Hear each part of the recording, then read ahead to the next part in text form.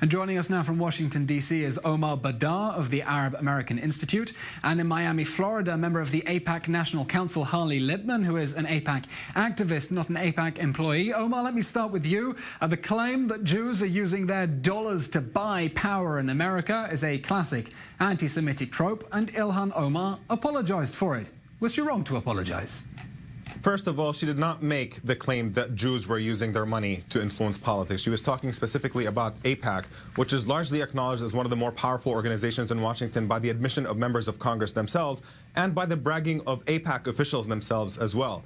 So for us to pretend that the Israel lobby is somehow an exception to the American interest, special interest game that we have in politics here, whether it's the oil lobby, whether it's the gun lobby, whether it's anybody else, everybody understands that lobbying involves money influencing politics, and the idea that the Israel lobby is somehow an exception is completely preposterous. So I think Ilhan's mistake was that she spoke in a way that opened herself up to the potential smear of having her words twisted to seem like she was talking about Jews and that she was anti-Semitic. And in that sense, she may have been a little bit careless. But let's be serious.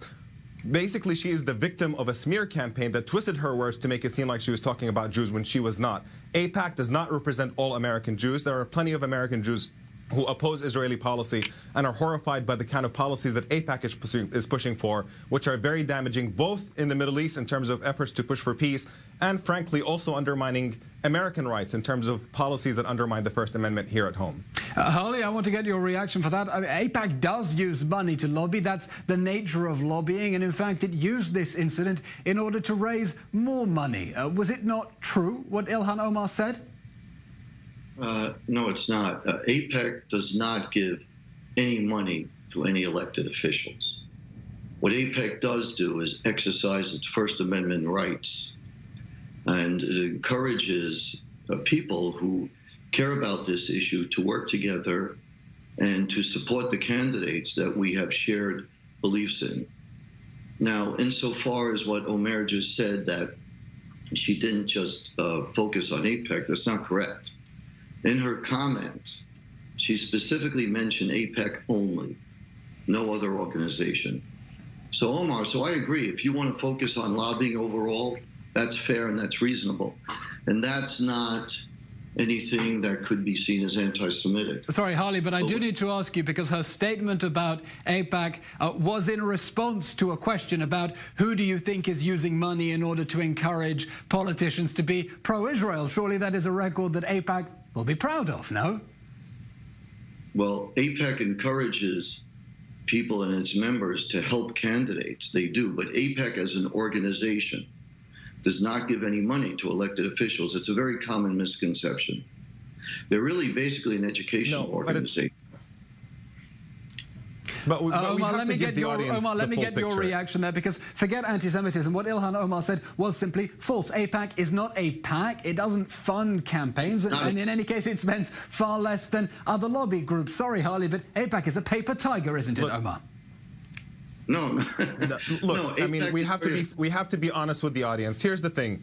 AIPAC does not directly give money to candidates, but it's absolutely clear for everybody who understands anything about the way AIPAC functions that indirectly gives money to members of Congress. There is a congressional club on AIPAC's own website, and in order to become a member, they say the eligibility for it, that you have to commit to a minimum of several $1,000s that you contribute to pro-Israel candidates every election cycle. So let's not play around with this kind of game. Yes, AIPAC does not do it directly, and frankly, singling out AIPAC is probably not correct, because there are plenty of other forces that are part of the broader pro-Israel lobby, whether it's the evangelical Christian base or whether it's billionaires like Sheldon Adelson and many others who are part of this game. But ultimately, this is not about a genuine concern about bigotry, because Donald Trump, who's calling for Ilhan's resignation, he himself has, unlike her, engaged in actual anti-Semitic tropes when he was running for president, including meeting with the Republican Jewish coalition and telling them, you're not going to support me because I don't need your money, and you like to control politicians. If there's anything more blatantly bigoted against Jews than that, I don't know what that is.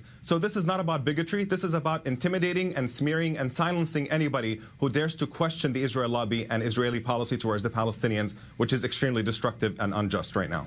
Harley, given President Trump did indeed say that to the Republican Jewish coalition, he said, here's the full quote, "You're not going to support me because I don't want your money. You don't want to give me your money, but that's okay. You want to control your your own politicians. That's fine. Of course, we can't forget the time he called the Charlottesville neo-Nazis very fine people. Do you welcome Donald Trump's support here, or can you admit this is a shameless hypocrisy and the US Jewish community is being dragged into a debate between two sides that don't have its best interests at heart? Well, I think on both sides of the aisle, there have been comments made that can be considered anti-Semitic. And it's not because our community doesn't like criticism of Israel. Criticize Israel. I criticize Israel. There's many things they do wrong. It's absolutely okay. There's nothing wrong with that. It becomes anti-Semitic when you apply the double standard.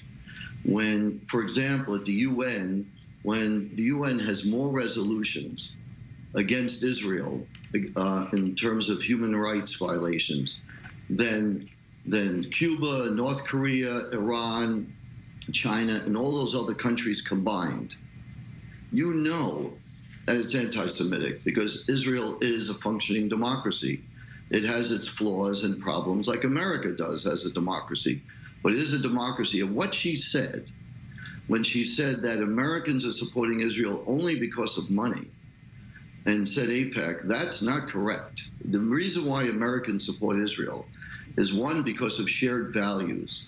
Shared values, the Judeo-Christian ethos, the fact that Israel is a democracy like the United States.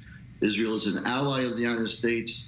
Israel and the United States. I'm afraid I have to cut you off because we've reached the end of the show. Harley Libman and Omar Baddar, thank you very much for joining us for that debate about AIPAC. We've reached the end of our show.